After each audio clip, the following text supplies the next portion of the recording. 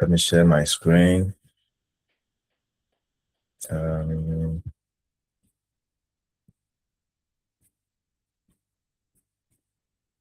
Okay, so I want to take you through this. So the last time that we met, I told you that you have to download the data set that you have from the Google Forms. So download it and then open it up. And when you open it, definitely you come to a point where some of the data sets, you see them in words, in letters. That means, if you remember, when you were putting together your questionnaire, you rank them. Some of you rank them 1 to 5. Some of you rank them 1 to 7. Some of you rank them 1 to 9. So depending on whatever you rank them or however and whatever you did it.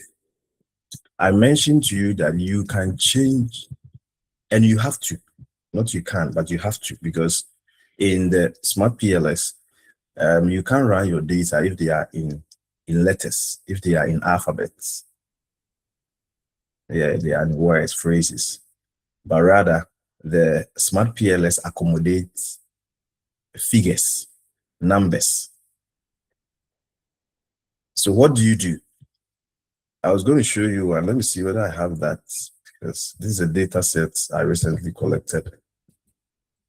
And I want to show you that, because maybe some of you have forgotten. Unfortunately, I'm not getting that. But to make it simple, I'll just use another thing to help you out so that we don't waste too much time. So let's assume, just an assumption, it doesn't mean that's how it's supposed to be. So let's assume that here, I want to convert this in terms of your current level of education, the respondent. And I want to make No, portraits. please. I'm not seeing the screen. You cannot see my screen. Yes, please. Oh, okay, let me share it again. Sorry.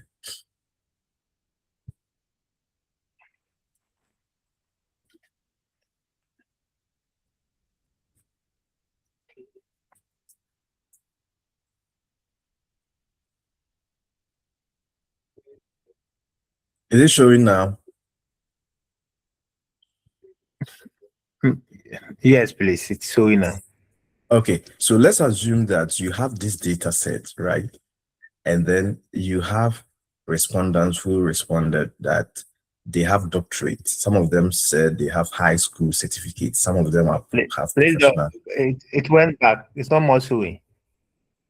What's going on? Okay. I'm sorry. I don't know what I'm Is the it only this? person. I Is it the just same for everyone, or please can some people speak up? Or you are the only person?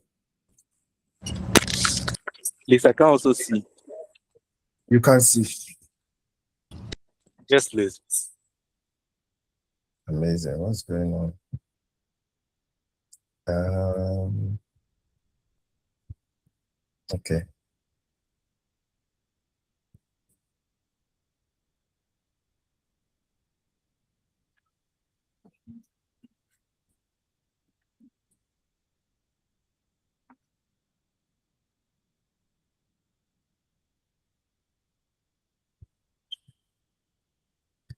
Is it showing now?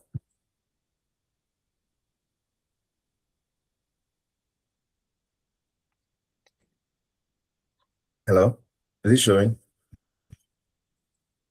no, please. I still cannot see. Okay. I don't know what's going on.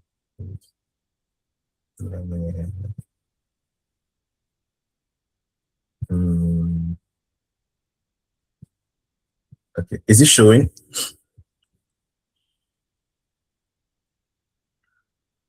My side, no.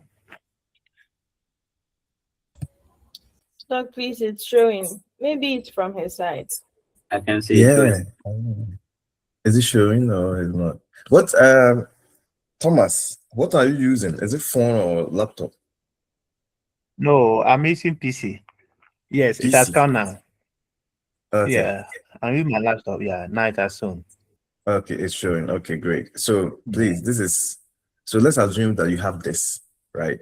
And some of the respondents said they have high school certificates, some have doctorate, some have masters, and some have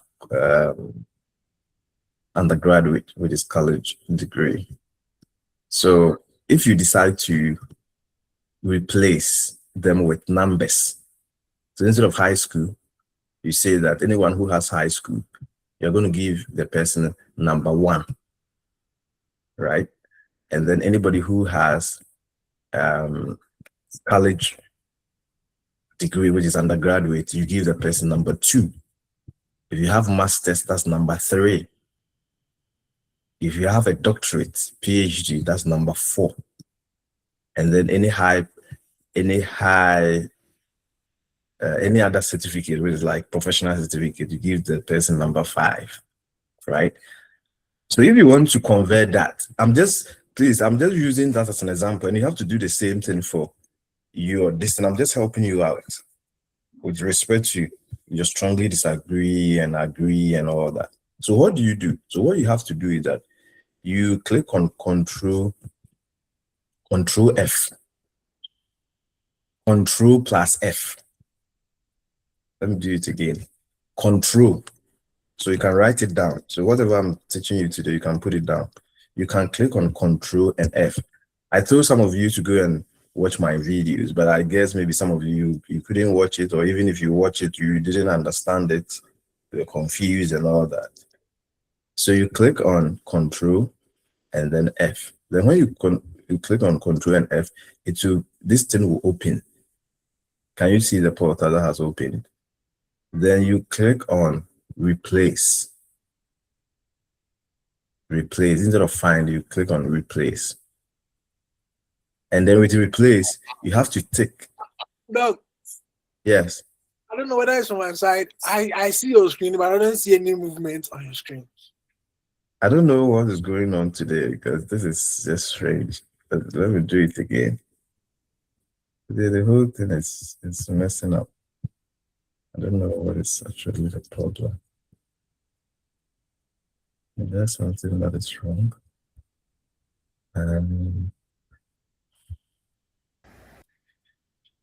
Maybe can our colleagues also check their gadgets? Or are you using phones or something? Because I'm seeing. Can you see now? I see, all the time. I see it. I don't know others. Yeah, because Can you check from your end, your internet? Our colleagues who cannot see the screen. Yeah, please, everyone check. Internet or the gadget you are using. If you're using the phone. Yeah, because otherwise, I can. The thing is working from here, so I don't know. And it's working at my end as well. Yeah, please, everyone check. Kindly check, please. Oh, yeah. Okay, great. So once again, let me take you back. So here I'm trying to convert the words into figures, into numbers. So what do you do? So just like and you have to apply the same thing to your 1 to 5, your 1 to whatever. So I mentioned that if somebody has a high school, give the person 1. Okay, and if somebody has undergraduate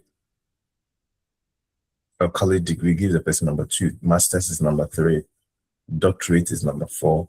And professional certificate gives the person number 5. So if you want to replace that, what do you do? So just highlight everything. Highlight this whole there. So it's the same thing with the one you strongly disagree and all that. Just highlight. And then you click on, or you type Control F. Control on your keyboard, you click on Control and F.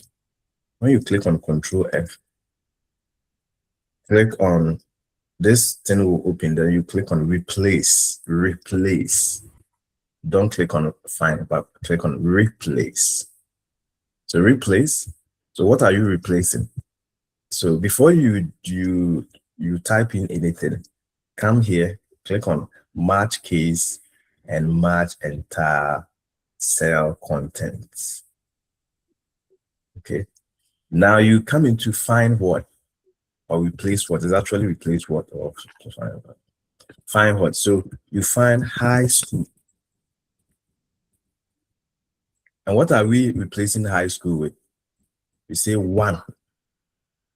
Instead of high school, we say any of the high school should be replaced with 1.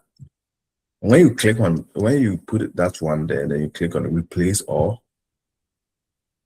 Okay, so here there's no matches. So I need to type in the right thing.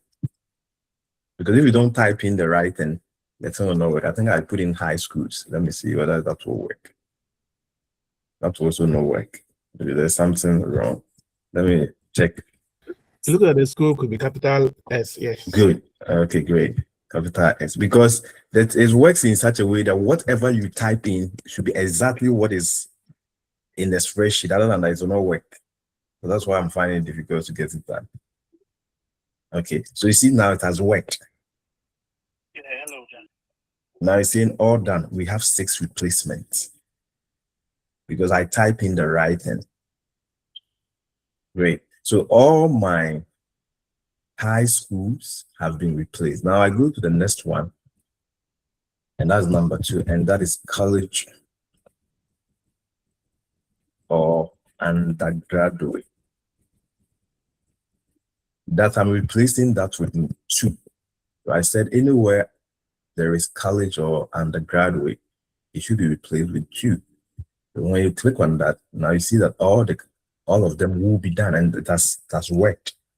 So all done. We have made 265 replacements. So that one is done. Now I go to the third one, which is masters. So please do the same thing for your strongly agree, disagree, and all that. So you have to do this. Unfortunately, I don't have that data set like the original one. I don't want to also to go back. It's going to take us a long time. That's why I'm not doing that. So masters is going to be replaced with what? 3. So that one has also been done. 3. Now I go to doctorates. I also mentioned that doctorate is going to be replaced with number 4. So it's 2, it's done. The last one is number 5, which is professional certificate. Professional certification. 5. And that one has also been done. So once that one is done, you just close this dialog box and go back. You see that all the things have been replaced. Everything. Can you see that? So now I have, instead of they being high school, masters, whatever, now they have changed to numbers. I hope you get that. So do the same. It's very simple, easy to do. It's not something difficult. So once again, I want to repeat this thing again. And everybody, please do it. Alphonsus, Sharon, Debbie, Prince,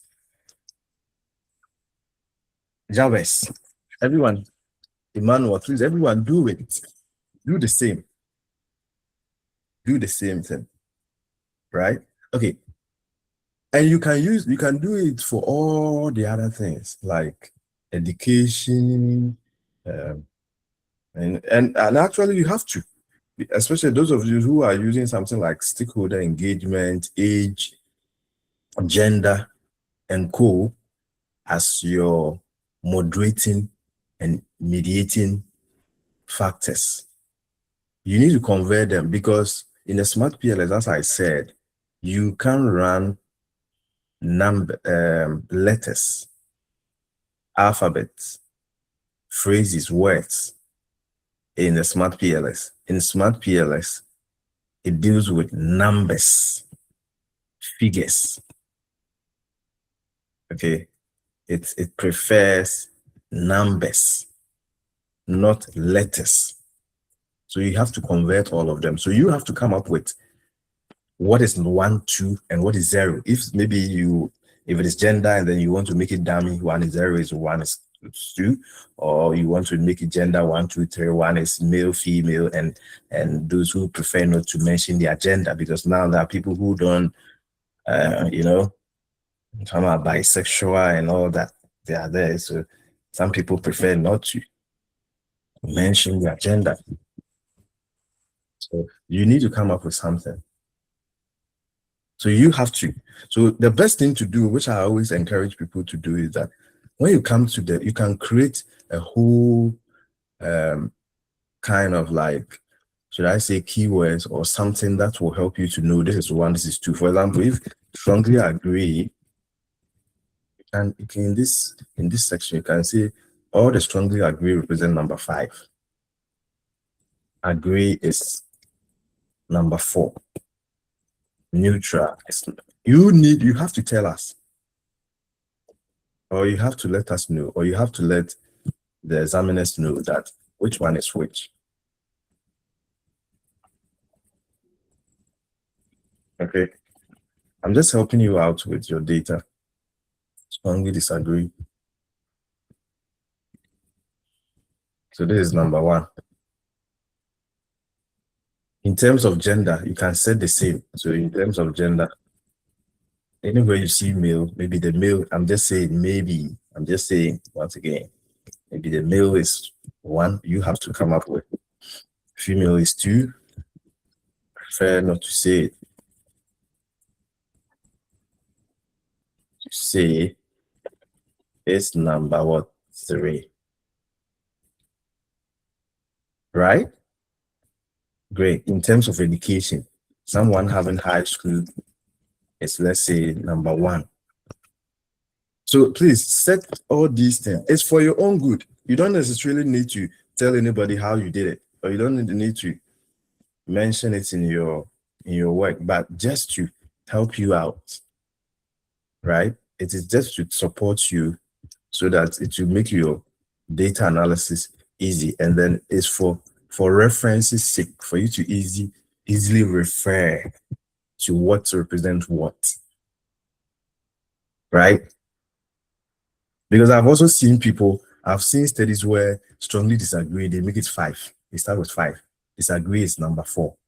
So you need to put something down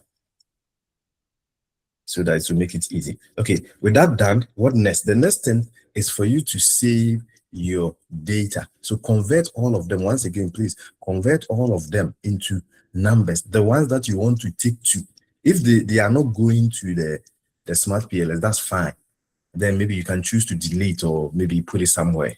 But if you are going to export it or export them into the smart PLS software, you need to do all these things. You need to convert everything as I have done it here into numbers. Good. Another thing I nearly forgot, but another thing I want to also help you out is now giving codes to some of you, to the variables or the statement. The variables or the statement in this context, as far as the smart PLS assessment is concerned, is what we call the measurement items, or what we also call the indicators.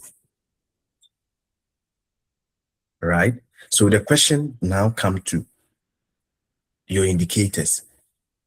How do you go about it? Because another thing that you need to understand is that if you decide to take all your indicators into the smart PLS, what is going to happen is that if you decide to take all your indicators into the smart PLS, what is going to happen is that you are going to have, like, let's assume you have this variable and look at the description. It's too long. The description is too long. So imagine having all these long description of your variables. So your smart PLS is going to be messy. It's going to be some way. So what do you do? The best thing to do is that you have to come up with what we call codes or serial numbers. Some call it serial numbers, some call it code, right? So you can copy all these variables and give them codes. So I'm just going to do one for you. This is just an example. So there were questions on, okay, so my study was about financial literacy. And the financial literacy, I grouped them into 3 constructs. The first construct was on financial knowledge. And the financial knowledge, the questions on the financial, or the statement on the financial knowledge were 1, 2, 3, 4, 5, 6, 7. There were 7 questions on financial knowledge. So when you copy them,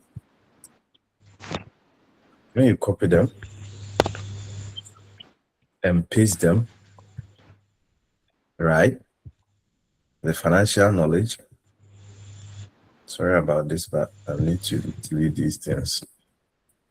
I don't know why it's repeated itself. So, yeah. So this is my questions, statement on financial knowledge.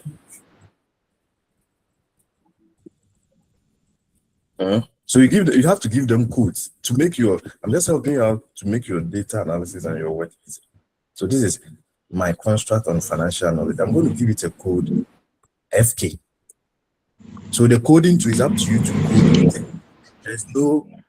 There's no standard, there's no rule on how to code your variables or your indicators, right? So I'm going to code them FK. That's a construct.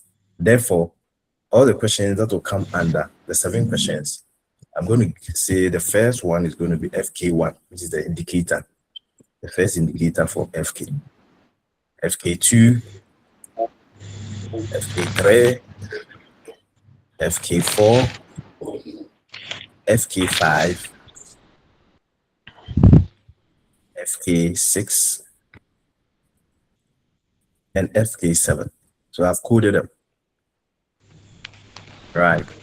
Now you change the variable. Once again, this section is important because once these things go off, let me paste them. Now I've coded them, right? So I've removed the description of the indicators and I've replaced them with codes. And if I want to refer to the FK1, FK2, I'll come to this, my reference sheet.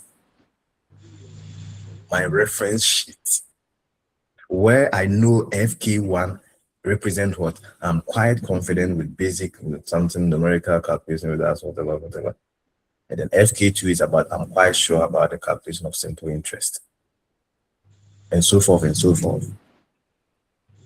You get my point? So you have this there, you save this and you refer to this anytime you are confused. Then you do the same thing for the remaining one. So the next construct that was financial attitude. So how many indicators did I have on financial attitude? So they are also here. So I'll just copy them and then bring them here.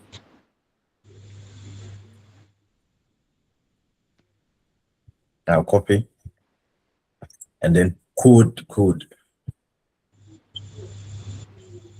Give them codes. I need to delete this because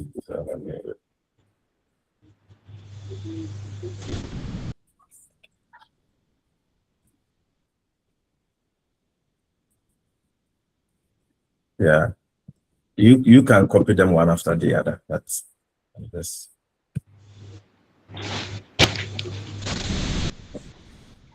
So I'm going to give my financial attitude. So this is another construct. I'm going to give it a code of FA. So the statements here is going to be FA1, FA2, which are my indicators, FA2, FA3, FA4, FA5, FA6, FA7. So I have this one too. Then you do the same. copy the thing. You copy the thing, you replace. You do the same for all other things.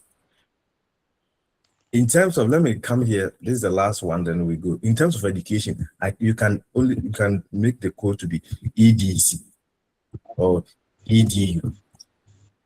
And anytime anybody sees EDC or EDC, it must represent something. And according to you, I hope you know what the EDUC is about. What is it for? When you go back, it represents what is your current level of education. So give all of them codes.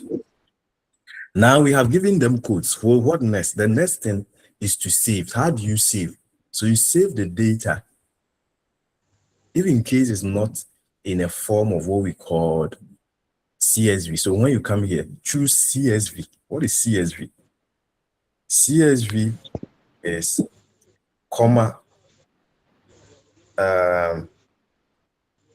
No, choose the CSV, comma, delimited. That's what I wanted to say. Choose this one. Don't choose the Macintosh. Choose this one because that one works better with the Smart PLS. So choose the CSV, comma, delimited. Choose that one. Okay, great. You choose that one, and then you give your data a name, whatever name that you want to give it. Either your data analysis or your whatever, and you save it. Then you save. And you need to know where you have saved it. It's important. You need to know where, store it somewhere. Great. Now you have saved your data set. So what next? The next thing is we have to work in the Smart PLS. So now you come to the Smart PLS. So this is the software. You have installed it, you have opened it, and what next? The next thing is that you need to create a new project. So I'm going to create this project by saying Smart PLS group. Whatever, you can give it whatever name. It's up to you as to the name of whatever. My first analysis, my first lab, street, whatever. I'm just saying. That's just a joke. Whatever name you want to name your project, you give it a name. So you give it a name, you click on new project, you give it a name, then you click on to create the project for you. Then when it creates the project, you will see that the software will give you two options. One, create model, and then import data file. Because we don't have any data or in this new project file that we have created, we need to import the data first. So I'm going to import the data, and then so here I've saved the data. I have to import it. So depending on where you have saved, I've used it. That's why it came automatically. But in your case, maybe for the first time, you have to go and search. So search where you have saved, whether it's on your desktop or within your documents or within your downloads, wherever you have saved it, search for it, and then click on it. When you click on it, it will just open. Yeah. So when it opens, one good thing about the Smart PLS is that it gives you the opportunity to define missing values. You can define it, but even it's up to you. Here, I don't know have any missing values, or if anywhere there's missing values, I will put 0. Or maybe if you have another thing, maybe you want to use maybe 1 or negative or whatever, depending on your missing thing. But in this case, it seems I don't have any missing values, so I'll just put 0 there, and I'll click OK. When you click OK, it will give you the opportunity to have an overview of your data set. The overview is simply your data set, like the same thing that you are importing. Okay, you are importing into the software. So it just give you the opportunity to look at it, just an overview of it. It will give you the minimum value, the maximum value. It also tells you the scale, right? So if like in case the thing is not in the scale that you want, normally it will be in metric. Metric means the ratio or interval scale. Ordinal scale. Ordinal is ranking. You can change them into ordinal because it's a Likert scale. Ordinal and metric work for survey data set, right? So any of them work. But one good thing is that the software will give the metric to you automatically. Or if it's also categorical. Categorical in this context means it's kind of nominal. An example of categorical data set is nominal data sets, which an example is like something like gender. Yeah, with gender, you can also show that whether you have male, female, blah blah blah, can also work. Great. So any of them to give you the opportunity to make all the changes. But to me, as I said, it's better you convert all of them into numbers before you bring them here. But in case you are working with a data set which has already been designed, has already been sampled, has already been reviewed, has already been approved, then when you import them here, you need to select the right scales for them. Okay, great. So now that's the overview. Hello. So you check. Make sure you check to see that everything there, because I think I was dealing with something, and I got to know that like that was last week or so with this same data set, and I got to know that I put in the same codes. And the good thing about this software is that it will automatically tell you that there's something missing, there's something wrong with the data set. But if everything is fine, you see the green light, green, everything telling you that everything is okay. Maybe somebody can ask the question, is it possible some of the figures or some of the data set can be missed? Yes, it's possible. And there are situations where normally in regression, we have what we call unbalanced panel regression, unbalanced, or you have unbalanced data. What is the meaning of unbalanced data? For example, let's assume that instead of everybody responding to all the questions or the statement that you put in the survey, some people decided to respond to some of the statements and they didn't complete the entire thing, but you insisted or you decided to still add them to this data set. So if you added them to the data set, what is going to happen is that it's like you're going to have, like in Ghana, we say like sugar, or sugar, like the body has sugar or something. I don't know whether it's so good. Like kind of, it's not balanced. You know, it's skewed.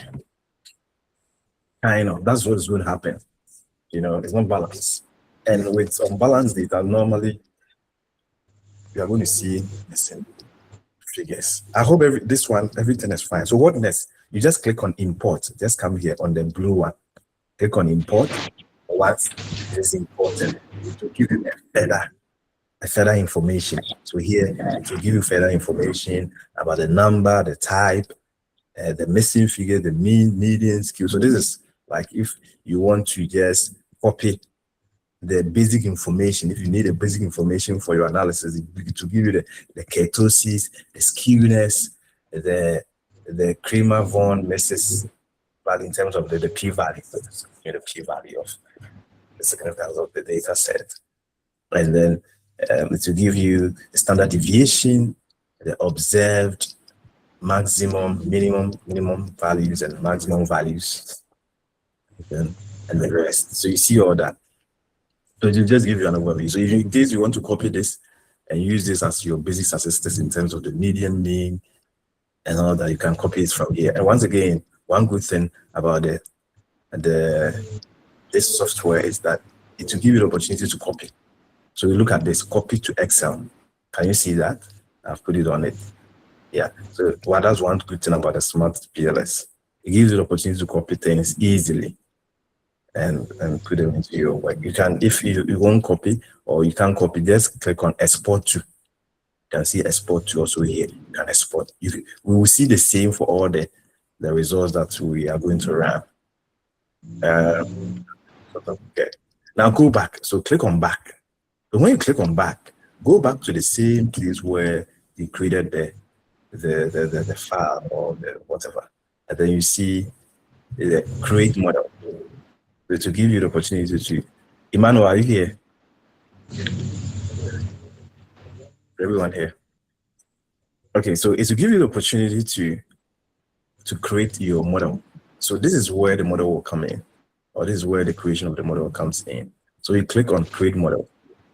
When you are creating the model, it will give you the name of the project we know this month, but it will ask you the type of model that you want to create. In this context, we are dealing with the PLS-SEM. So select PLS-SEM. My subsequent classes, I will be teaching the CV-SEM, the GSCA, the processes, and the rest. So click on or choose the kind of model that you want to run. So in this context, we want to use the PLS-SEM, right? So choose that. You click on that, and then you have to give it a name, because sometimes you can create as many as you can, many models out of that. So what name do you want to give to this? So this one, probably you want to say maybe my first model analysis or something, anything that you want to, you can put your name there. Then you click on save. Once you click on save, it will open this page or this. So what do you do? So now is the time for us to go back to what I taught you. Now you need to go back into your paper, your article, your study, and then go and click on the model. Remember, I taught you conceptual framework and forming hypothesis and all that. So go and look for that model, or go and look for the hypothesis and all that you formed. So this is where this thing becomes relevant, what I taught you, right? The conceptual, the theoretical framework, the conceptual framework, the hypothesis. This is where we need it. So let's assume this is the thing that we want to run, right? This is what we are trying to test. So that's to draw this thing in the smart PLS. So I'll start with the financial risk. So with the financial risk, please don't forget, I'm just using these figures, but it doesn't mean that's exactly what they represent. I'm just using these indicators. So I have my 1 to 7, and here I'm using them to represent financial risk. But actually, remember, to represent financial knowledge. But I'm just trying to draw that. So you just click on all the indicators for financial. Let me do it again. I'm going to delete it and do it again so that you get it right. So you put a cursor on it and you select all the indicators. Select. You just click on shift. And I don't know how you're going to select it, but I guess you know how to go about it. This is not something difficult that I think you can do. I believe you can do it. You select all of them and then you drag. Yeah. Hello, dog. Yeah. Dog, please, I have a question. Yeah, ask. Yeah, so my question is about your construct. Yeah. The mediating factor, the mediating construct. Mm-hmm. If you want to say that the financial control is a mediator between the financial risk and the financial performance, Okay. how do you represent that on the framework as a mediator? Yeah. So please follow. I'm not there yet. Oh, okay. Yeah, follow me. Okay. You follow me. I'll get there soon. Yeah, just follow me. Then after that, I'll come back to explain some few things to you. Follow me. Okay. Yeah. Okay. You're welcome. So please, this is the first one. So we are just going by the this model, right? So this is the exogenous or independent variable, which is financial risk. And here we assume that the financial controls is being used. Is it a financial control? No, this is okay. Well, this is okay. I didn't do it right, but it seems the financial controls is the independent variable here. Financial risk is the mediator. Why? Because financial controls will come to financial risk, and financial risk will lead to financial performance. Anyway, anyhow you want to do it. This is just an example that we did, but it doesn't mean it depends. It depends on how you want to go about it. Anyhow you want to go about it, that will be okay. Yeah. So any of them, either financial risk is the mediator or financial controls is the mediator. What is a mediator? A mediator is in simple terms. In simple terms, it's a middleman. Like, let me put it in a pedestrian normal English. A middleman, somebody who stands as someone standing between or mediating, meddling between two parties. Those of you who have done a little bit of business or even construction management, it's the same thing. It's called agency theory. So anyone who has read agency theory, you know what I'm talking about. There's somebody who stands. But as far as this structural equation modeling is concerned, we assume that you can get to your destination, you can reach wherever you are going to if you pass through mediators. So if I want to see financial performance, if I want to see financial suffering, what do? I have financial risk to battle with. So financial risk, what do? I have to put down financial controls. And once I have my financial controls done, then I'm going to see financial performance. It's just like saying that, okay, let's say I've become fat. I'm obese. I've become fat. I'm growing fat. If you are growing fat, what do? You hit the gym, or you do walking, or you do something. And once you hit the gym, you eat well, you do things right, then your weight will you get back to normal, or you lose weight, or you get better. Right? So you have a problem, you have an issue with obesity. You need to do something. And then that thing will lead to something. So what you do, or that thing that you are doing, it will be considered in this context as a mediator. And then the end results become our dependent variable, or what we call the endogenous variable. So here, almost the same. So it depends on where you want to take it from. And as to your mediator and your moderator, you have to specify it in the conceptual or theoretical framework session, right? But here I'm just using these things as just as examples. So please don't take these things to be like somebody will say the gospel truth. These are just examples I'm showing you. Yeah. Okay, great. Now that's my independent variable. Now I'm going to use this one, the attitude. It is a financial control in this context as my mediator. And then I'm going to use not all of them, but some of them for the financial behavior. Financial behavior as my endogenous variable within this context, my financial success. Yeah. Okay. Financial success based on my model.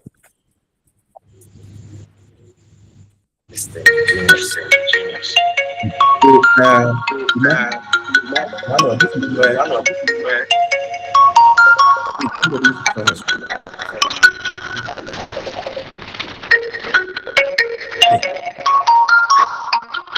where somebody's phone is ringing. Can you?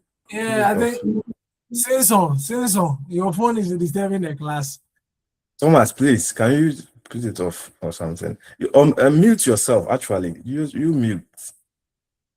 Yeah, if you are not asking a question. If you are not asking a question. Yes, sir. No, Make sure I think you're somebody called me from the group, not me per se. Oh. yeah, but I'm saying that like But I'm even saying if that, you like, are even if if you're not like, asking a you're question, not mute asking yourself. a question, mute yourself. Yes. Yeah, because if you mute yourself, all these things will go away. Yeah. Unless you're asking a question, then you are mute and then talk. But if you are not, just make sure that you are muted. Thank you. Okay, so Emmanuel, this is where the thing comes in as to what is your mediator and what is your moderator. So this is where you specify. All right. So here, I can decide to go this way when I'm connecting and come this way. If I decide to do that, then one thing is that I'm not seeing. I'm seeing your screen, but it has freezed. But is it the same for everyone? As for Thomas me, and Co, is it the same? Thomas and Co, is it the same? no, please, I'm not seeing the screen, so I have to switch to my phone. On my PC, it wasn't coming, it was not even connecting. So I'm using the phone now, but I can't see the screen. But the phone is working. Yeah, I can hear your voice all right, but the screen, I don't see the screen. Amazing. Please, is it the same Amazing. for Please, Debbie? is it the same for Debbie? Sharon, I'm using the I'm computer. using the computer. Okay. Okay. Is it Even the the same for screen, everyone? Is it the same for I can see everyone? the I can see this.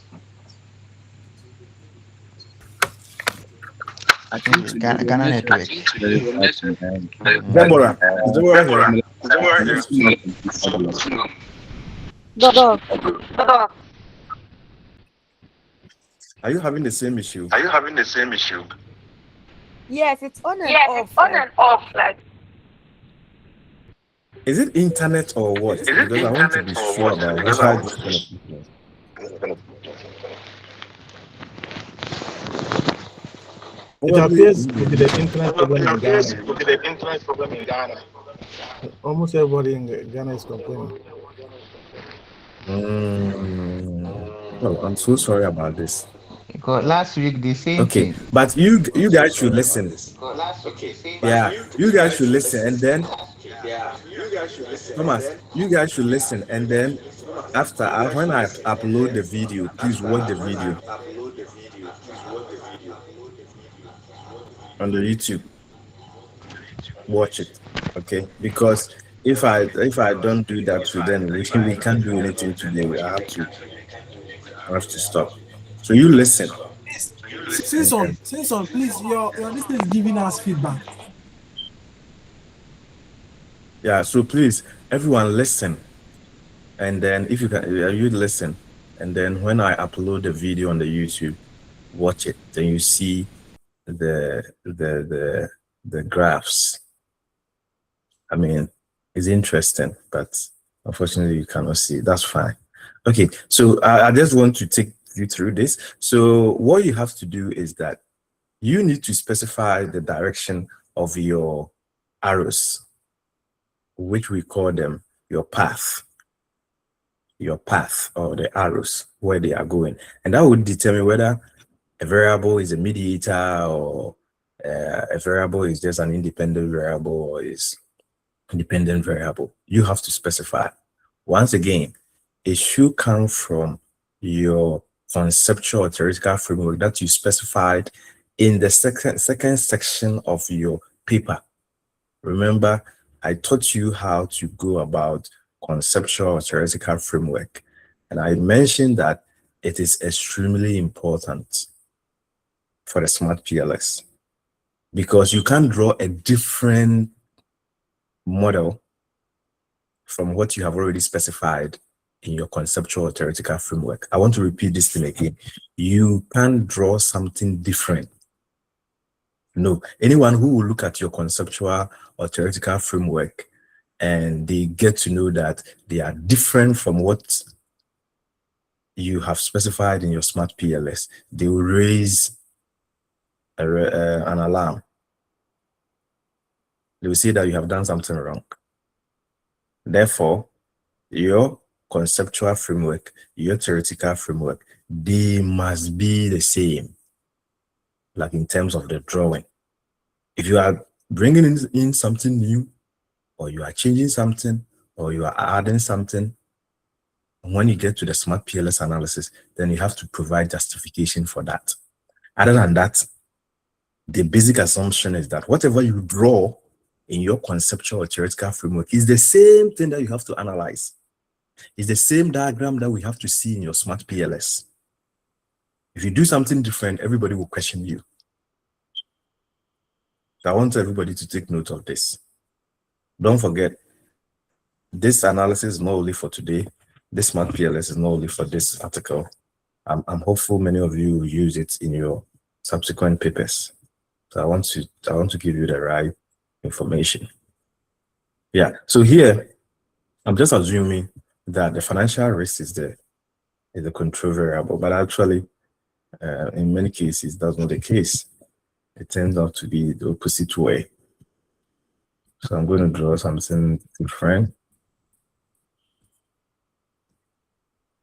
and make it the independent variable rather, instead of it being. I want to use the financial controls as the mediator. Great.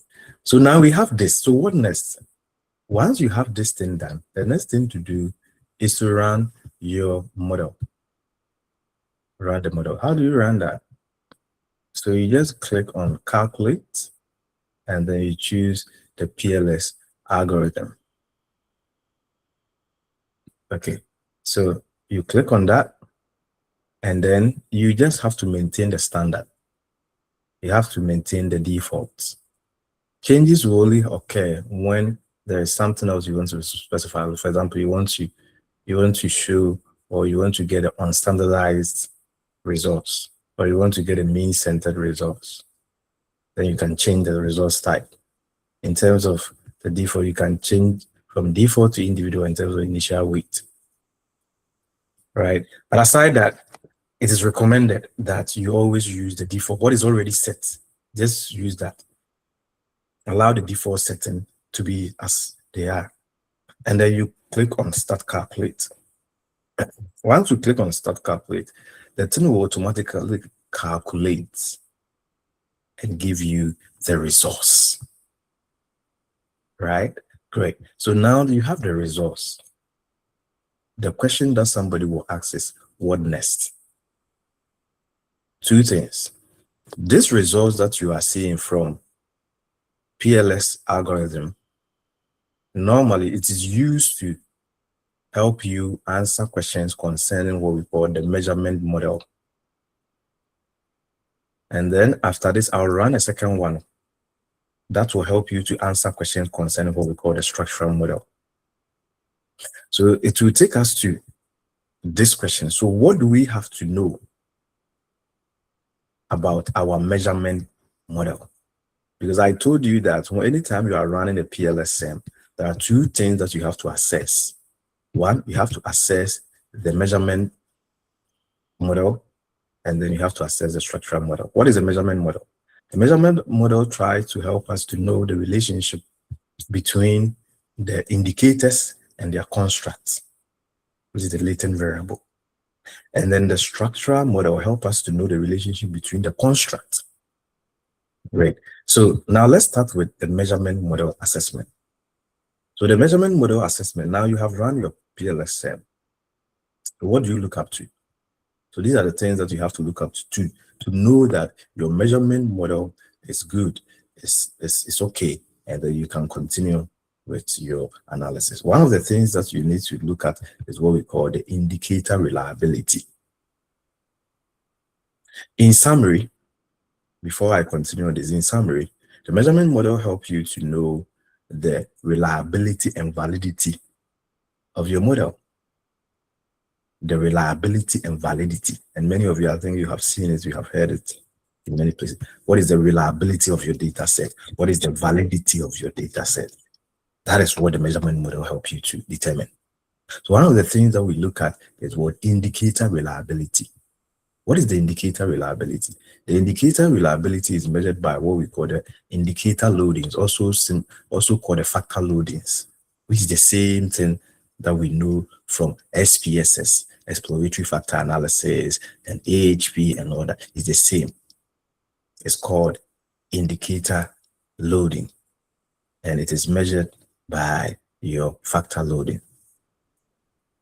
So indicator reliability is measured by the indicator loading or factor loading. What is the recommended threshold? It is recommended that you have 0.7 or above. So for my results from here, if you check the yellow boxes, between the yellow boxes and the blue balls, the yellow boxes and the blue balls, so you see the indicator loadings showing. What is the recommended? It is recommended that you must have 0.7 or above. Now let me check. So you need to take your time to check each of them. If you check the financial risk, it seems that the financial risk indicators, they are all okay. Why? Because they are all 0.7 and above. That's perfect. We go to financial controls, they are all 0.7 and above. Perfect. We are okay. We are good to go. But when I come to financial performance, it seems there are two indicators. Not it seems, actually they are showing that there are two indicators that are having 0.6 and 0.595. The question then is, what do I do? Okay, so if you are going by the threshold, as I told you, you have to remove them. And in this case, I will recommend, if you have so many indicators, I will recommend that you remove them. If you don't have so many indicators, then probably I will suggest you keep them. But in this case, you see, we have 7 indicators. So if you remove 2, you still have another 5 indicators to go. So I will recommend you remove FBR1, FBR2. Why? Because they have indicators which are showing factor loadings less than 0.7. Are we good? So that's how you measure it. But that's not the only thing that you measure. You have to also look at. So how do you remove them here? Is there a way to click and delete? Oh yeah, it's easy. Okay, items? so let me remove. Yeah, this is so you click on edit or go back, and then you just put your cursor on it, and then you right click. Can you see delete? Yes, I can see. Yeah, so you just click on delete, and then I don't want to delete it. So you click on delete. Okay, yeah, at least I can see. Okay, once I can see, that's fine. Yeah, you just delete. Okay. And they are gone. Yeah. So you can click. So you click then you on have to recalculate. editing, and then you recalculate. Great. So you recalculate it again. You calculate again. Now, when you calculate again, you can see that all the indicators are 0.7 and above. Perfect. They're looking so good. Yeah. So this is the reason why I mentioned, and when I did this PLS seminar for the University of Ghana student, that's one of the questions that one of the students asked me, that is it good to have so many indicators or have few indicators? And I told the student, and I want to say the same thing to everyone here. Each of your constructs must have many indicators. Why? Sometimes some of the indicators will report low factor loadings, and if you decide to remove, you may end up removing even the entire construct. So it's better to have many indicators, so that when you remove, you still have many of them still there to help you to continue the analysis. You see that now, when we remove the 2, now you see the thing is perfect. Solomon, can you see that? And those of you can see, you see it's perfect, looking nice, looking beautiful. So that's how you go about it. You need to have many indicators so that if you remove, things will be okay. Now, the next thing to do is, apart from the indicator reliability, you need to check your internal consistency reliability. And how do we check that? We check that with 2 things. We use what we call the Cronbach alpha and composite reliability.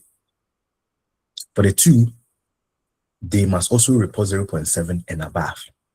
You use the Chromebus Alpha. Many of you have heard of Chromebus Alpha, or you know what Chromebus Alpha is, and you know this measures the internal consistency of your data set between the indicators and the construct.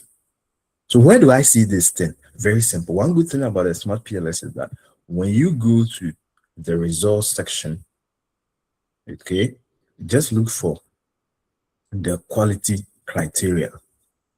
Quality criteria. Under that, click on construct reliability and validity. Construct reliability and validity. So under quality criteria, click on construct reliability and validity.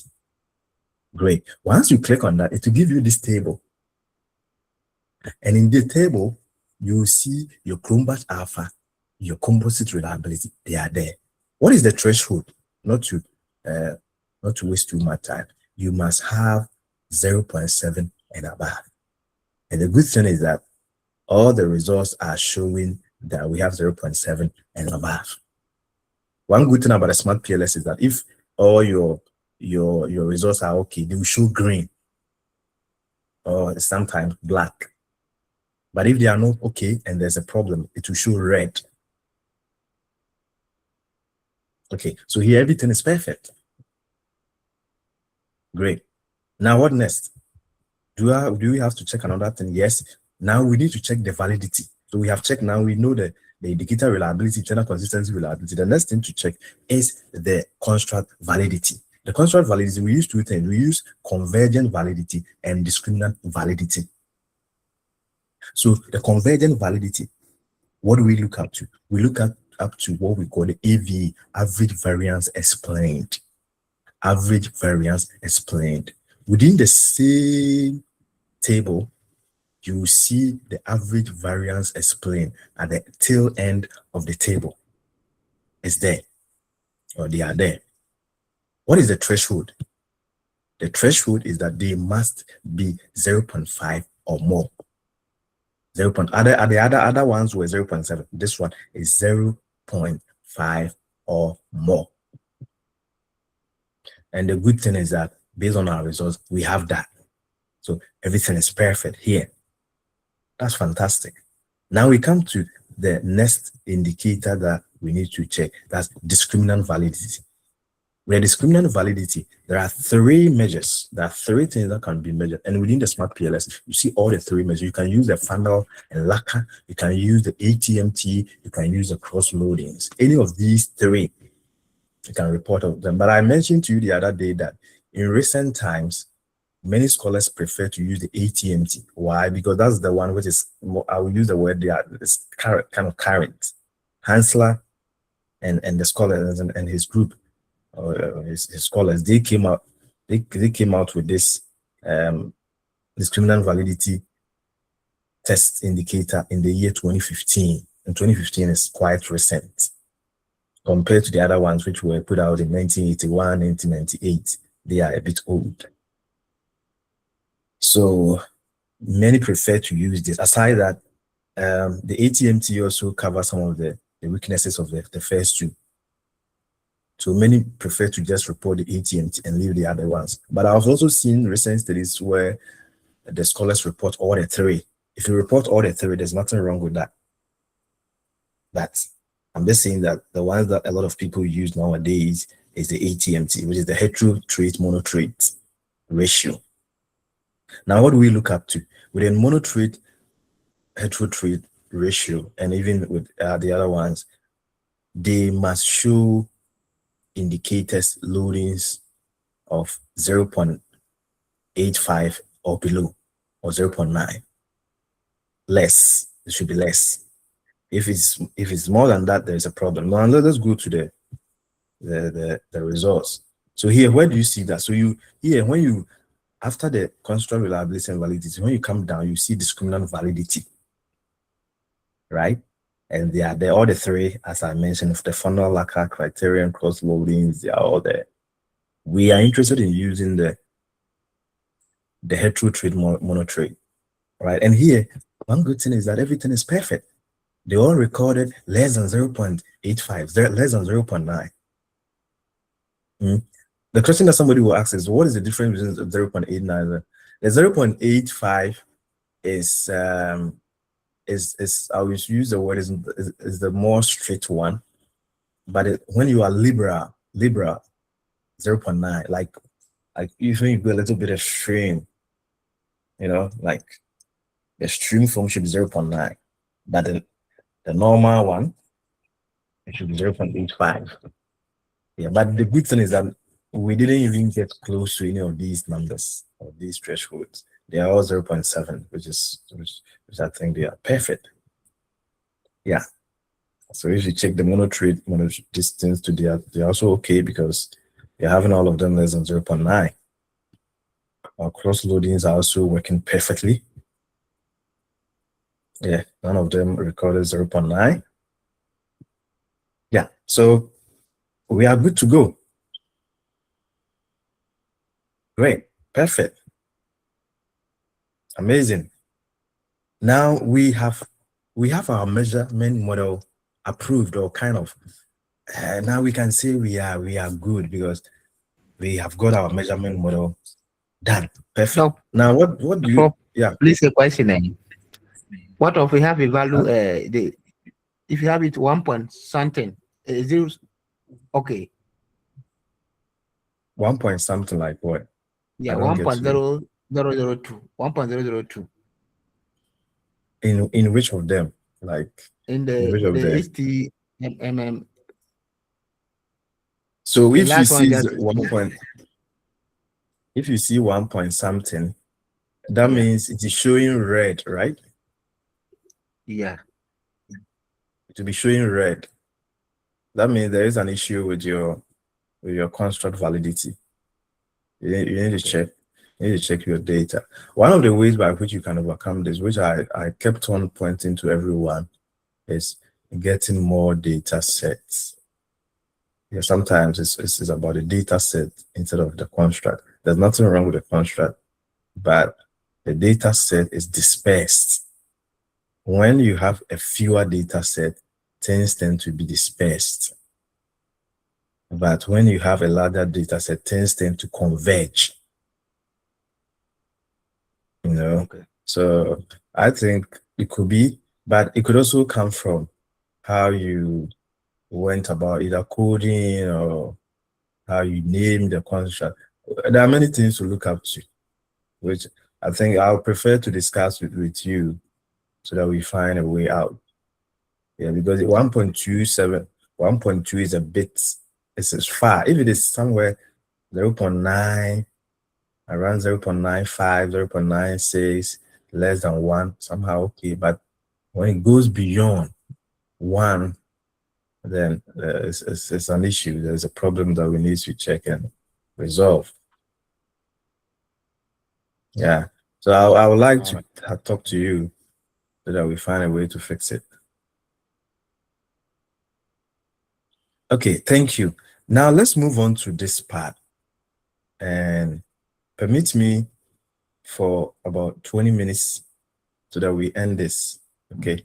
Yeah, we have gone beyond time, but let's try and get this thing done so that you can finish everything up next week. The next thing to do is to look up to your structural model. The structural model, what do you look up to? There are things that you have to look up to. One of them is check the multi-collinearity. Check whether your constructs are not collinear. And when we say collinear, it means like they are kind of correlated. They are related. They are almost the same. Check that so that it doesn't happen. What is the threshold? For you to check whether you don't have that issue, check what we call a VIF, variance inflation factor. Where do we see that, or where can you see that? So when you come back to the results, just scroll down a bit, and you see the collinearity statistics to give you. One good thing about the smart PLS is that it will give you the outer one and it will give you the inner one. The inner one, always check the inner. The inner is the one for the construct. So here it's showing that our constructs are okay and they are not that related because they are all less than 0.3. 3.3. Okay. Now let's look at the outer. The outer has to do with the indicators in their construct. It seems that two of them that are kind of close. But even with that, I'll not tell you to remove or delete. I think you should keep them.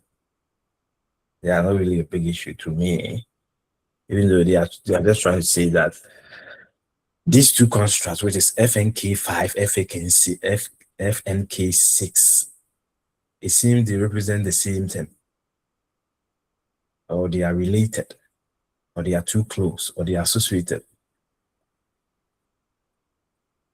Yeah. Well, don't forget correlation is not association, but also in a larger context, we can also look at it from that angle. Yeah. To me, I would say keep them. Even if they are showing red, but I think you can keep them and give a reason. But to me, I would suggest report the inner. The inner is more important and leave the rest, because the structural model is all about looking at the construct instead of the indicators. So focus on reporting the construct, the latent variables, issues concerning the latent variables, and forget about the indicators. Because with the indicators and their construct, based on the measurement model, using the discriminant validity and construct validity and reliability, we have seen that they are okay. So don't go and put something that will make the examiners question you, why did you do so? Personally, I would say don't refer this. Even though like it's also showing some issues which probably you can calculate later on. What do you look up next? The next thing to look up to is check the effect size. The effect size. And then check the path coefficient. Okay. I'll come to the path coefficient in terms of its significance, but here we are just checking how they look like. Now let's go there.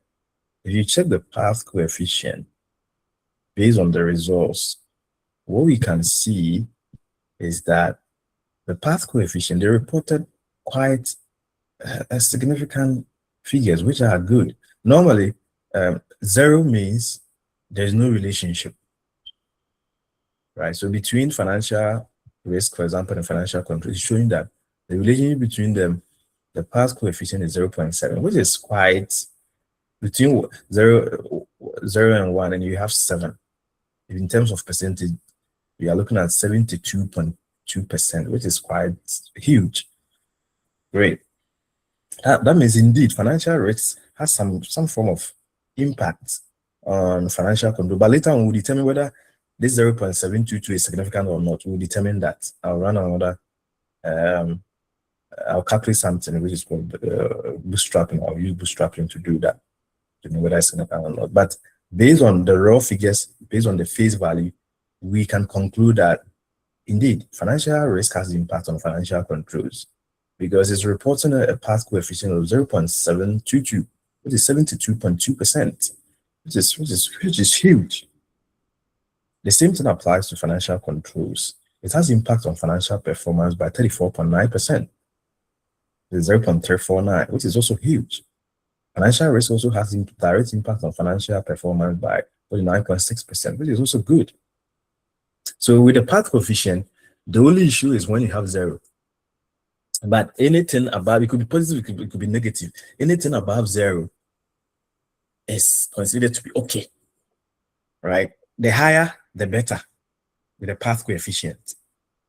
So that's for that one. We don't have this, we don't have that. The higher, the better. Great. So the path coefficients are okay. What again? Examine the size of the path. Okay. Well, I'll come to the significance soon. I'll come there. But let me jump to the R squares. The R squares. And then the adjusted R squares. Is there anyone here who knows what R squares for? Yes, I think many of you know. If you don't know, let me explain. The explanation is that the R square, so for example, if you are saying that, I'm just going to give you an example. If you are saying that the way we live in Ghana, our educational system, our transport system, where we grew up, all these factors, if we say they have impacts on how we perform in our final exams, the question then is, by what percentage? I'm just giving you like a pedestrian on by what percentage, where you grew up, the food that you eat, the educational system, the transport system, by what percentage they affect your final performance? And that one, we can see that through the R square and the adjusted R square. In some books, in some scholars' work, they call it the coefficient of determination. Coefficient of determination, right? Others also have other names for it, but in simple terms, how are the independent variables impacting? By what percentage? The factors that you have mentioned, these indicators and these constructs and the indicators, how are they impacting on something? By what percentage? Right? So with the R square and adjusted R square too, the higher the better. 0 means they can't explain, or they have no explanation, or they have no impact, or they have no influence, or they don't cause anything to the dependent variable. Okay, so here 52, 0.521 is good, and then 0. And then the explanation I gave, don't forget, your performance, the factors I mentioned, like where you live, the food that you eat, the education, don't forget, they are not the only factors that influence your success. So the other factors that cannot be influenced, they are normally called the error term or the residual value, depending on whatever you are using to represent the residual values or error terms. And the error terms represent all other things that cannot be explained, all other things that cannot be explained by the factors that you have mentioned, or other things. Because if you are saying that somebody's performance are only based on where they live, the food that they eat, and all, it's not true. There are other things. Many other things influence somebody's performance. Sometimes your genetics, your blood type, many other things affect. So those things are not explained, unexplained factors or issues. Yeah. So that's the R square and all that. So you can explain that. The higher the better. The higher the better of the R square. And normally you see them within the blue balls as white. Okay, good. So here our R squares are good. Adjusted R squares are great. Another thing that you can also look at the effect size. So the effect size, what is the effect? To what extent do the factors relate in terms of the influence of the independent variables on the dependent variable? So how do you know that? Good. So within the smart PLS, that extent is also shown. So you go down, you see quality criteria. There is the F square. Sorry, the F square is there. So which one is better? Great. Then as to the one better and all that, we don't really have a threshold, but we normally have something that will guide you. If you have 0.02, which is 2%, between 2% and 15%, it's considered that the effect is not large enough. The extent is not big enough. But if it is between 15 and 35%, we consider it to be medium. And then when you record 35%, which is 0.35, then you think the independent variable, they indeed have impact, a big impact on the independent variable. So here, what can we say? So here we can say the results, hey, we have one, even we have one. Okay, then that means financial controls really have impact. I mean, financial risks really have impact on financial controls. So we are recording even 1.087, which is 108.7%. It's huge. 15% between financial performance and financial controls. I would say it's medium or small. Let me check. Yeah, it will fall into medium, and this is 30.8%. That will fall into medium as well. Yeah. Okay. So report on the F square as well. Now, what do you report with a structural model? Now you can check the sample that says in sample prediction of the dependent construct based on the predictive relevance. And then also you can evaluate the out of sample predictive validity using the PLS predict. Anyway, the PLS predict using the Q square, it's kind of, it used to be the base or the benchmark to do this. But many scholars nowadays recommend that you use the R square. You use the R square and adjusted R square to do that instead of using the Q square. That's within sample, which is the coefficient of determination. Then out of the sample, now just run the PLS predicts to help you to do that analysis. I'll take you through that. Yeah, I'll take you through that before we end. And what is the meaning of that? The meaning is that if you want to use the model that you have designed to predict something in future. So for example, Solomon, the perceived financial risk on agentic AI, right? If you want to use this model that you have designed to predict something which is outside the data set that you have, which is outside the information that you have, how do you do that? Or what would help you to know whether your model can indeed do that? Can your model do it? Is your model effective, right? Perfect to do that? Whether the answer will be yes or no will be dependent on what we call the PLS predict outcome, which I will give you through. I think I have to do it next week. I prefer to do it next week because that's going to be the last one. Last week I mentioned I would do that one with you, but I needed to do this one with you today. And it come to form part of what we call the model fit analysis. Yeah, some treat it as part of it, some also treat it as different.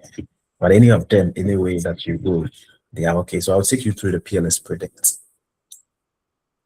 and help you out. So two things. One, your R square, adjusted R square, help you to know the within sample, in sample prediction, how relevant the explanatory is also called the explanatory power. Like based on the information that you have, the R square and adjusted R square will help you to know that, oh, okay, yeah, I have these factors are explaining, these factors are really influencing the dependent variable. Whether I'll be successful or not in life, it depends on where I live, the school I went to, the kind of friends I have, the food that I eat every day, and whether I hit the gym or not. These are the factors that you are looking at. So that's the in sample. But what about if you want to look at something outside these factors or these issues that you have considered? Can your model help you to know that? Can your model help you to explain that? And that one is called the out sample predictive, whether your model can help and whether your model is fixed, valid, reliable to help you to do that. And you do this analysis through the PLS predict, which I said many papers don't do. Even the paper I have shared with you, my paper, I didn't do that. The paper that I shared with you, my smart PLS, sorry, my PLS paper on climate risk, I didn't do that. But I think it would be great you do that. I didn't even present, to be honest, I didn't even present model fit. If you check that paper, I didn't present model fit. I only presented the measurement model and then the structural model. That was the end. But I think it would be great to make your paper robust, to make your paper more acceptable, reliable, I suggest you do the out of sample predictive analysis, and then also present other information concerning your model fit. That's my suggestion. With that said, let me run one last and then we end today. I promise to give you the model fit. Yes, that's good. This is what we are going to do for the last time next week, and that will be the end of the class. Hopefully next week it will be short. So please, I will not repeat some of these things again next week. Not that I will not repeat, but I will not go back to start from the scratch next week. That's what I'm trying to say. Yeah, next week I'll focus on the model fit and then the predictive relevance of your model. And then that will be the end of it. Okay? Yeah. So let me do the last thing. The last thing is that you need to check the relevance of the path coefficient. So I mentioned to you that if you check something like financial risk and financial control. Hello. No, please, Sandra, please here. Okay, go ahead. Yeah. What's your question? Hello? Hey. Hello? Okay, let's continue. Oh, please, the skin came and then I was viewing what you were presenting. Yeah, my question is on the model, the outer and then the outer loading and then path coefficients are showing as on the model. But when I save it to other Excel or the format, by that it doesn't show the coefficient of the outer loadings and then path coefficients are not showing in the save. So how do you save it? Is that your question? Yes, yeah, I want to know. Yeah. So how do you save it? But per what we have shown, I think I save it the same way you show on the PDA. Okay, thank you. So your question, if I get it well, is very simple. How do you save this so that you don't lose the factor loading figures or the factor loadings, right? Okay, very simple. Two things. You can copy it. Don't worry yourself saving. Copy. Just copy. Good. Can you see? Yes. Copy please. this and click on copy and then bring it to your Excel. Once again, hey, I'm missing you. I'm not getting the response. No. Okay, you let me do it. As I said, you watch the video later. It will help. Yeah, because if I'm going to waste too much time, it's going to affect us. Let me do it again. So you can copy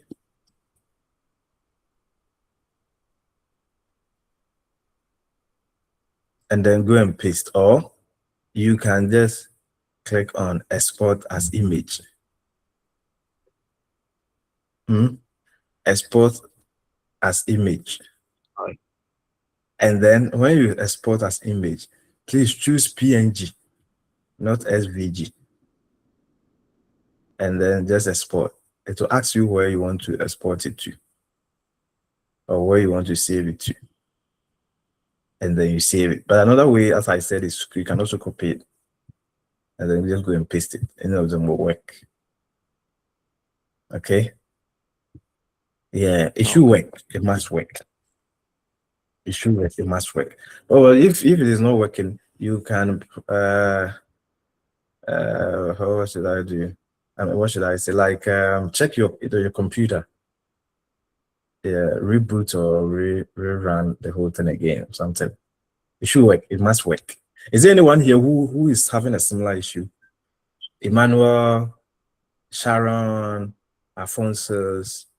Is there anyone here who has similar issues, or you're okay?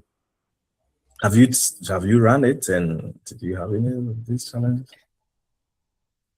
Doc, mine, I wasn't able to export it. It says there's been an error or it has crashed, something like that. What is it? You mean after I ran it? Oh, really? Yeah, so I'm trying again. I've cleaned my data again. to try again Okay. to see if it Did will you work. okay? Can you see my screen? Did you right click on this and export as image? Did you see something like that? You No. right click on the results. You right click, and then there's a last thing on that list called export as image. Export as image. When you click on export as image, then it will give you an option whether you want to save it as PNG or SVG. Just choose PNG. Okay. And then export. Then when you export, it will ask you where you want to save. It's more like saving. Then you save it, and then you go and open it, and it will show. It will come. Yeah. So everybody try it. This shouldn't be difficult. As I said, you cannot even copy it, because I have copied it before and it's worked. Yeah, you can just put your cursor on this, copy. But if the copying is not working, just put your cursor on the result and click on right click and select export as image. It will work. Okay, let me do this because we have 6 minutes to go. Then we go. The last thing about the structural model. So now we have the coefficient 0.7, 0.3. Are they significant? Remember, these past coefficients, they represent your hypothesis. And this is where the results get interesting, because this is very important. Remember, you hypothesize that this affect this influence this has impact on this and all that. So the question is, are they significant? Because hypothesis testing is all about getting to know whether the relationship are significant or not, the claims are significant or not. So what do? You just go to click calculate, and then now you select bootstrapping. Now you don't select the PLS-SEM algorithm. You select on bootstrapping. You leave it as a default. You leave the default, unless, once again, as I explained to you the other day, you have two issues. There's a question that somebody asked me, which was very interesting. Somebody asked me a question, Doug, what's the difference? Seth, what is the difference between two tail and one tail? Is there anyone here who knows the difference? One tail test and two tail test. Is there anybody who knows? Emmanuel, do you know one tail test and two tail test? And why do we have one tail test and two tail test? Is there anyone who knows? What's the difference between the two? One tail test. I think you have seen this a lot. And two tail test. What is the difference between the two? What's the difference? Anyone need to help? Solomon and Co. Gabes. Eugenia. Ken. What is the difference between one tail test and two tail test? What's the difference? Okay, it seems nobody is answering. Okay, let me answer. Then we go on. One tail test is very simple. It's about direction. It's all about direction. Direction means it's about the claim. If you are claiming that, you say that, oh, Ghana is always rich, or you want to test that Ghana is always, you want to say that Ghana is the best place to live. Ghana is the best place to live, and you don't want any dissenting views. So Ghana is the best place. So you want to confirm. So it's either Ghana is the best place to live, is true, or it is not. But with the two tail, it's more of like two directions. It's either way. Either Ghana is the best place to live or Ghana is the worst place to live. And we want to test both. Yeah, that's a simple pedestrian explanation to you, but I mean, if you look at this statistically, it's the same, or almost the same. Yeah, so it's all about the direction of your claim, of your hypothesis, right? Yeah. One good thing about the PLS-SEM is that it has a default for two tail. But if you think your claims, your hypothesis are one tail, you have a specific direction, one direction, either you are looking at east or west or north or south, that you are looking at you need to change that. Other than that, leave it as it is and run it. There's no issue. Okay, let me run that quickly then. The next 2 minutes we go. Now we want to know, as I said, whether our path coefficients are significant or not. And that's the most important thing as far as your hypothesis and the conceptual interactive framework is concerned. Now you run that, and then the results will come up. So what do? What you have to do is just check the outcome, the results. Where do I see the results? Just click on path coefficient. Once you click on path coefficient, it will give you this results look like a regression, or running ANOVA, or running Kruskal-Wallis, or running Mann-Whitney, or running Ankova, Manova, Ankova, whatever, or the VAS, the variances. You get your p-values that will help you out. So now the relationship are here. We stated, or based on the relation, we said that financial risk has impact on financial controls. Financial controls have impact on the relation, all the three relationships. As we saw it in the graph, they are here, all the three. So all the arrows, the three, they are there. Now, are they significant? That's what we wanted to test. And that's the foundation of our hypothesis. Yeah. Next week too, please remind me, I'll also teach you the mediating and moderating variables before we look at the model fit. Okay. So that those of you who are using the moderating, especially the moderating and control variables, and then even the mediating, because I've not explained the mediating thing well. Yeah. So Emmanuel, next week, okay? I'll explain that. So let me come back. So we have our results, and the results is showing that based on the table, all our p-values are significant. They are all green, right? Yeah. I mean, they are all green because statistically, the t-statistics are higher than 1.96. 1.96? Yeah. 1.96. Remember, 5% significance level. I hope you remember all these things. These are basic statistics. These are basic 5% significance level. And then the confidence interval is 95%. Good. So if you want to change that, because sometimes some people also I want to go back and calculate this thing again. Some people want to change the significance level here is here. If you want to change that, you can change it. If probably I want my significance level to be 1%. And then my confidence interval will be 99%. But the default for many studies, for many research, they are 5%, which is 95% confidence interval. Right. So if you want to change it, you can change that. If you want to change it to 1% or whatever, it's up to you. Or some people even change it to 10%, 0.1. Yeah. If not, leave it as it is and then interpret the results. Great. One good thing about a smart PLS is that it's able to help you to even show both the path coefficient and their p-values. Right? We saw this path coefficient, as I mentioned, is 0.722 and 0.34. We saw that when we did the PLS algorithm running. And then I told you we're coming to check whether they are significant or not. Based on the results, it seems they are significant. And therefore, it's like we have won a lottery. That's what people say. Everything is perfect, good. Yeah. Well, perfect, I will not use the word perfect, but I will say everything is okay. Don't let me say things which are kind of statistically not accurate. I would say everything look good. They are okay statistically.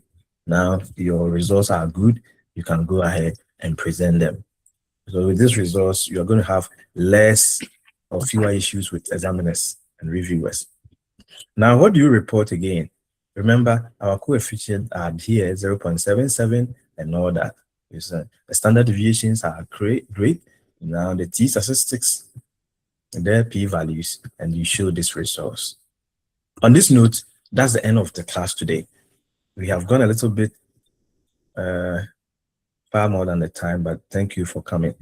Now I'll open for, or I'm open for comments and questions for the next only 5 minutes. Please make it short so that we can go, because today we have gone beyond the time. Thank you.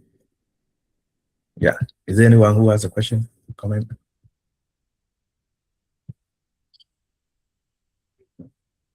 Anyone have a question? No question. Okay. If no question and everything is fine, clear. Thank you for coming. And I'll see you again next week. Thank you for your time. Thank you, Doc. So I think when I tried the copy, it worked. The copied worked. Yeah, it worked. Okay. Yeah. So thank you. That's Thank good. you That's too. good to know. Thank you. Everyone, thank you for coming today. Sharon, Prince, everyone. King, Eugenia. Yeah, see you again next week. Have a great time and take care. Yeah, bye-bye. Thank you, Doc. Thank you.